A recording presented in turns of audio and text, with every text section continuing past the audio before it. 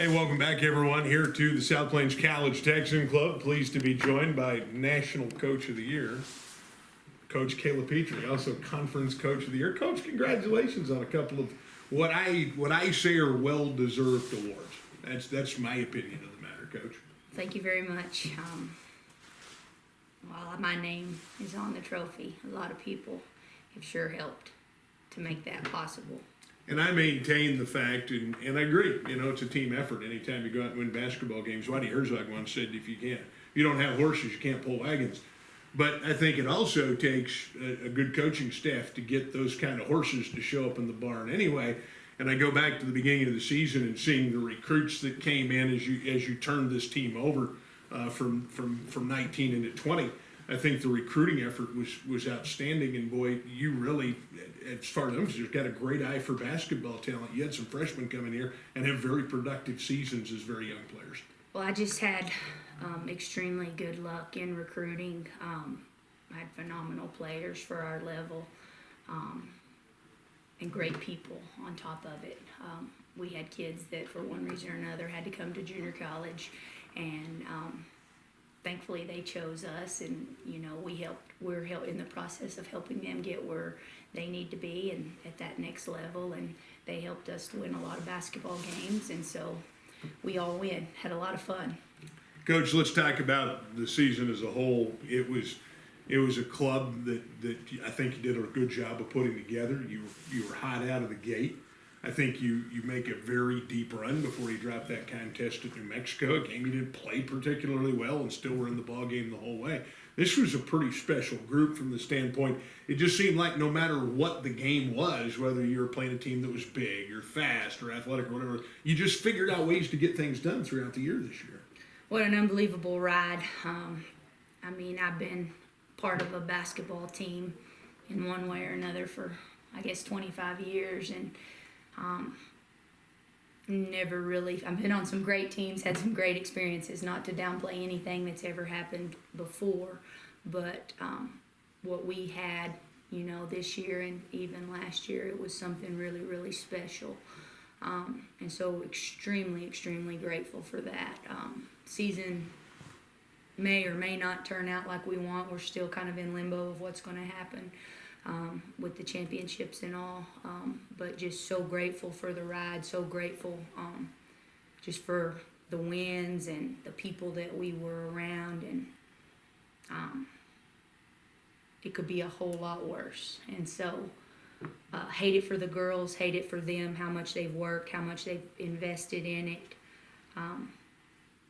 and while at the same time there's all that range of emotions, and those are normal. It's okay. I told the girls that, you can be sad, you can be mad, but ultimately it's the next step, it's the next play. So we turned it into a teaching moment, and I'm preaching to myself, but you can't control what happens to you in life, and so all you can control is what you do next. And so if we play on April the 20th, South Plains College is going to be ready, and if we don't, we're going to remember this year forever, and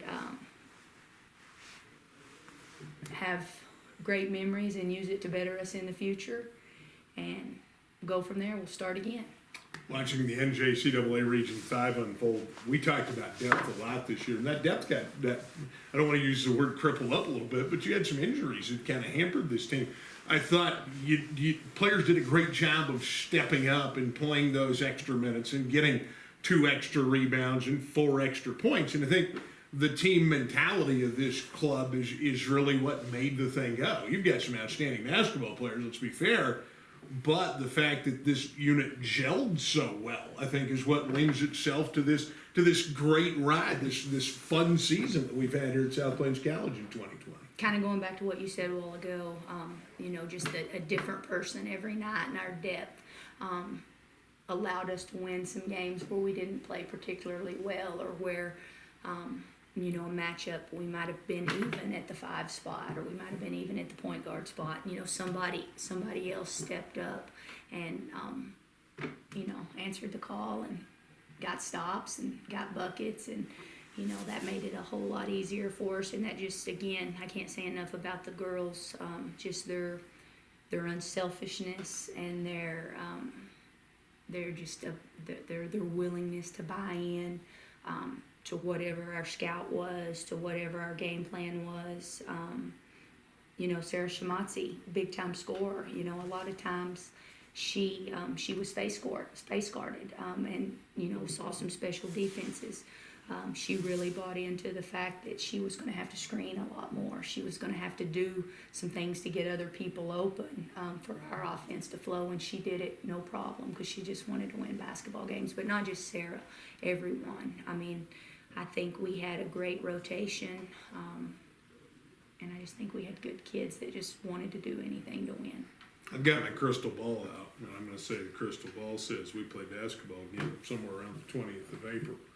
What do? You've got 2 weeks off, obviously, because they've closed campus down, spring break, all that other stuff. But what's the mindset of a player and a coach focusing on this 22nd date or this 28th, whatever the magical date is out in April? What's the mindset? What do you do as a player to stay sharp? What do you do as a player to stay in the gear you need to be when practices resume here, in theory, in a couple of weeks? Well, the first thing that I wanted the parents of our players and our players to know is that number one, we care about them, and we care about them as people, their safety, their health, and while this is not what we want, ultimately it is for them, because let's be honest, they're 18, 19, 20-year-old kids. They were upset. They didn't understand. And so we got that across to them. And then, again, just went into the fact that we can't control it. We can't control referees. We can't control injuries. And so it's just the next play, the next step. Our specific plan, we're gonna be off the next couple of weeks. With our kids being primarily international, they don't have the luxury to fly home. Even if you could get an airline ticket, they would risk the 14-day quarantine when they came back. And so while we're going to be around, the area, we're going to take it off from basketball. Basketball's a long season. We've been going really, really hard for months now. And so we're going to get healthy. We're going to rest. And then we're going to kind of ease back into it and just do a lot of fundamentals, a lot of shooting. I'm big on fun. We're going to play our music. We're going to have a big time. And regardless of if we play or not, we're going to get better. And the kids that are returning back to play for me next year are going to get better. And then the kids that are going to play at the next level. Life goes on. I love the message, and one of the things that I've always been such a big fan of with you is get better, graduate, and move on. And I just love that mantra because, obviously winning a lot of basketball games is a whole heck of a lot of fun, and you don't have fun getting beat. That's just that simple. No, you don't. But it's so exciting to watch some kids, Caroline Herman moving on, Chanel Noah moving on, Shamazi moving on, these players who are moving on, and the philosophy of, well, we may not play another game at South Plains College together, but you're going somewhere else. We're going to make sure you're in prime basketball shape when you get there, and the next group coming in is ready to go when fall rolls around. Absolutely. It's been my little message from when they got here or when I was recruiting them. And this is where you're at, and this is where you want to go, and this plan right here is what we're going to do to get you there. It doesn't matter if people are watching or not. We know our team was good. I'm not afraid to say it. We had a chance to win the national championship. We were in the conversation to be one of the best teams in the country. Would we have won it? Who knows? There's a lot of good teams out there and a lot of good coaches, but you can't take that away. How important was it last year to make that trip, especially for these players coming back? When you talk about Shamazi and Herman and Ruth Kong and those ladies that are coming back a second time. Again, I got my crystal ball out here, and I'm saying we're going to play again. How important was that trip to prep up the mindset for the way a national tournament runs? I realize it's only 30 miles away, but it's a different feel when you get in the Rep Griffin Center and you've got all those great basketball teams there. I believe that our season last year and our tournament run last year not only was setting the stage for a potential national tournament run this year, but it set the stage for our entire year. I mean, regardless of the round, that Gulf Coast game was unbelievable. They were the best. They were the best by far, and it was a great game. They're nationally respected. Coach Rooney's a Hall of Famer. She's one of the best at any levels, and it was almost a perfect game. I mean, if you go through the stats and look at everything, every statistical category was almost even. And so I'm kind of rambling a little bit, but the message to the girls all year long was one possession, and that's essentially what that was. And so what can we do in the weight room, in our off-court decisions, in our mindset when it's a February morning where it's freezing cold and you don't want to be at practice because you got home at 2 a.m. from Clarendon. What can we do to try to make sure that doesn't happen again? And so One of the things that I would relate to that is watching the video with Ruth Kong over the off season last year, because it seemed like every time I turned around there was more Ruth Kong highlight footage, I guess, on Twitter with her workouts that she was going through to get bigger, get stronger, get tougher underneath the ring. And I think it proves the work ethic that you've instilled here in this team to watch that level of improvement that she experienced from day one on campus, now going into this 2020 National Championship tournament. Ruth's my girl. Everybody knows she is. She had a unique situation when she came in the summer before her freshman year. She's basically not left. I think she went home one weekend to see her family in Minnesota. But if we're here and it's a legal time for us to work, we were working. And so just a credit to her. I mean, we had some peaks and valleys. She went up and down, and she was mad. And, you know, she's a kid. She didn't want to, but she always showed up. And so to see her growth, to see the recruiting to the next level pay off like it has for her. Like I've said many times before, that's the most rewarding thing that I do. Coach, But not just her, all of them. exactly my thought was, I've watched this team over the last couple of years, and it's just a team that you've watched every player pick something up. You know, I didn't grant you're going to go out and get good players, but to watch these players step up this piece of the game or that piece of the game. I mentioned Ruth Kong getting stronger, more physical around the basket. But watching all these players, you talked about Shamatzi having to do some more screening, having to facilitate a little more. It's just been so much fun to watch these players grow that you've really set a bar high here.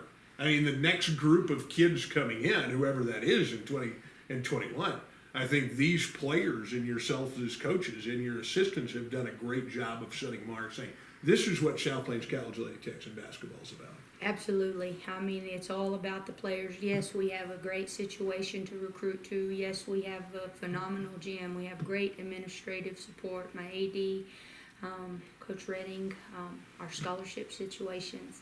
It's great, but we've got great people to come. I mean, going as far back, Ella Elizabeth, Sarah, Jay Beard, Yanina Ankina, Brittany Smith,